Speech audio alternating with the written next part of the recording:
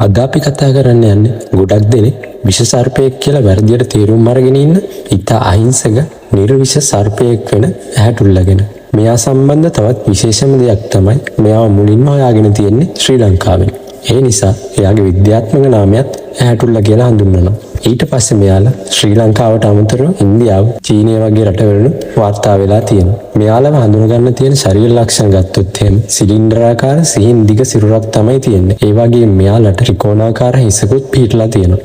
සිරුරේ පැහැ ගත්තොත් එහෙම වැඩිපුරම දකින්න හම්බෙන්නේ ලාකොළ පැහැයෙන්. ඊට අමතරව කහ පැහැ, දුමුරු පැහැ සහ අලු පැහැයෙන් යුක්ත විශේෂද අපිට දකින්න පුළුවන්. සමහර විශේෂවල සිරුර තනි පාටකින් දකින්න පුළුවන් වෙනවා. ඒ වගේම තවත් සමහර විශේෂවල කළු හෝ දුමුරු පැහැ මිශ්‍ර වීමක් දකින්න පුළුවන්. මේ විදිහට මිශ්‍ර පැහැයෙන් දකින්න හම්බෙන විශේෂ ගොඩක් වෙලාවට පලාපොළක කියලා වැරදියට මිනිස්සු අඳුරගෙන මෙයාලට හානි කරන්න පෙළඹෙනවා. ඒ වගේම මෙයාලගේ තියෙන තවත් විශේෂම ලක්ෂණයක් තමයි හොඳින් විශාලව වැඩුණු ඇස් දෙකක් හිසේ දෙපැත්තේ පිහිටලා තියෙන එක. මෙන්න මේ නිසාම තමයි මෙයාට ඇහැටුල්ලා කියලා නම ලැබිලා තියෙන්නේ. මම මුලින්ම කිව්ව විදිහට මෙයාලා අයිති වෙන්නේ නිර්විෂ සර්පකාණ්ඩයට.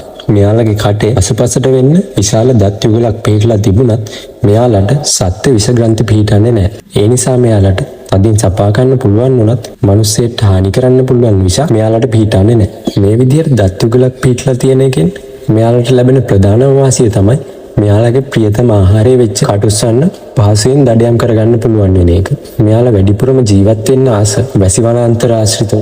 අද වෙනකොට මෙයාලගේ උපවිශේෂ 20ක් වගේ ප්‍රමාණයක් ලෝකයේ විවිධ ප්‍රදේශවලින් හොයාගෙන තියෙනවා. මෙයාලගේ ප්‍රධාන ආහාරය විදියට කටුස්සන් සැලකුවත් ඊට අමතරව ගෙම්බන්, මීයන් වගේ සතුන් මෙයාලා ආහාරයට ගන්නවා. ඒ වගේම ගංගා ආශ්‍රිතව ජීවත් වෙන මෙයාලගේ තවත් විශේෂයක් එයාලගේ සම්පූර්ණ ආහාර ප්‍රභේද විදියට මත්ස්‍යයන් ආහාරයට ගන්නවා. මේ නිසා මෙයාලා පරිසර පද්ධතියේ සමතුලිතතාවය පවත්වාගෙන යන්න ඉතා හොඳ කාර්යයක් ඉටු කරනවා.